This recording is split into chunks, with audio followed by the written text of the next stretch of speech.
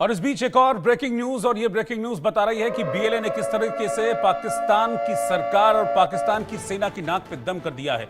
कलात के मुंगोचर इलाके में बड़ा हमला हुआ है।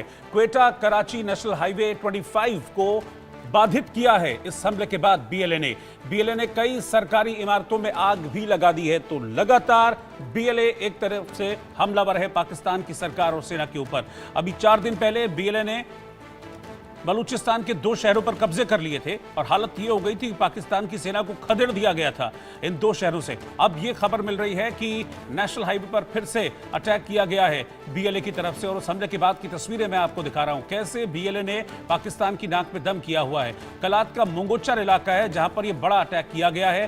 क्वेटा कराची का जो नेशनल हाईवे है वो इस हमले के बाद बाधित हो गया है। इस दौरान बीएलए ने कई सरकारी इमारतों में भी आग लगा दी है। तो संघर्ष बीएलए और पाकिस्तान के बीच लगातार बढ़ता जा रहा है और एक तरफ भारत के साथ जंग जैसे हालात पाकिस्तान के बने हुए हैं, उधर बीएलए ने पाकिस्तान के खिलाफ लगातार मोर्चा खोला हुआ है। बीएलए को चेतावनी भी साफ तौर पर दे चुका है कि वो सीपेक को कामयाब नहीं होने देगा।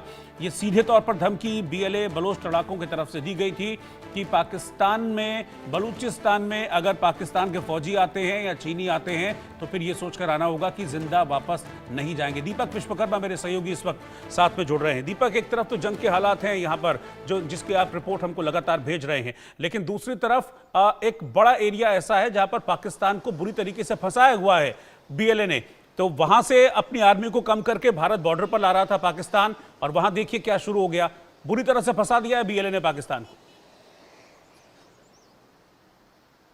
जी बिल्कुल, पाकिस्तान के लिए तो एक तरफ कुआं और दूसरी तरफ खाई की स्थिति हो गई, क्योंकि जिस तरीके से बीएलए लगातार उसके ऊपर हमला कर रहा है उसके लिए स्थिति ये कर दी है कि ना उसको निगलने दे रहा है ना उगलने दे रहा है। और तिल तिल कर जिस तरीके से उसके लोगों को मारा जा रहा है, क्योंकि अभी जो स्थिति वहां पर हो रही है, वहां की सरकारी इमारतों पर कब्जा कर लिया, जो पाकिस्तान नेशनल बैंक है उसके ऊपर कब्जा कर लिया। उसके बाद वहां जितनी भी सरकारी इमारतें थी उसमें आग लगा दी है। और तो और एक कैदियों को जो बस ले जा रही थी उनके 10 के 10 कैदियों को रिहा करा दिया, और जो पुलिसकर्मी थे उनको भी मारा गया है। कई जगह ब्लास्ट की भी बलूचिस्तान से खबर, बलूचिस्तान द्वारा कई जगह से ब्लास्ट की भी खबरें आ रही हैं। तो समझा जा सकता है कि जो मौजूदा स्थिति है वहां पर जो बॉर्डर में जिस तरीके से सीज फायर का उल्लंघन पाकिस्तान कर रहा है, और उसके बाद जो बॉर्डर के इलाके वहां पर जिस तरीके से सेना को बढ़ाने की कोशिश कर रहा था, लेकिन अब जो बीएलए जिस तरीके से दबाव बना रहा है, जिस तरीके से लगातार पाकिस्तान को खदेड़ने की कोशिश कर रहा है, और ये तक कह दिया है कि चाहे कोई भी आ जाए उसको छोड़ेंगे नहीं, वो बख्शेंगे नहीं, क्योंकि उसने इसको नाम दिया है कि ये आजादी का संघर्ष है। बीएलए ने स्पष्ट कर दिया है 3 शब्दों में, ये आजादी का संघर्ष है, और इस आजादी के संघर्ष में जो भी बीच में आएगा उसको बख्शा नहीं जाएगा, ये स्पष्ट कर दिया बीएलए ने। और बीएलए जिस तरीके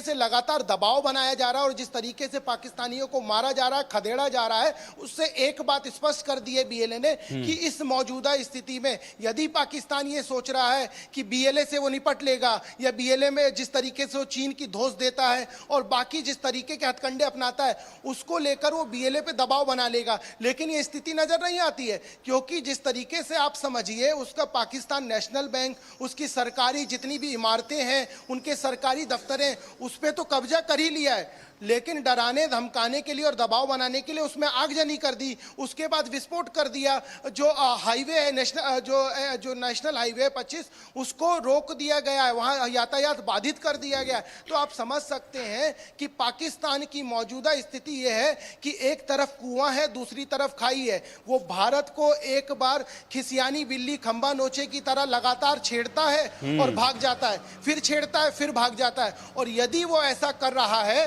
तो ये एक बात स्पष्ट है कि पाकिस्तान कोशिश ये कर रहा है कि इस गीदड़ भपकी से वो भारत को डराने की कोशिश कर रहा है, जिसमें उसको कामयाबी। ठीक है दीपक, आप मेरे साथ बने रहिए। एक ब्रेकिंग न्यूज इस वक्त आ रही है, वो ब्रेकिंग न्यूज मैं पहले बताऊं, फिर मैं आपके पास लौटूंगा वापस।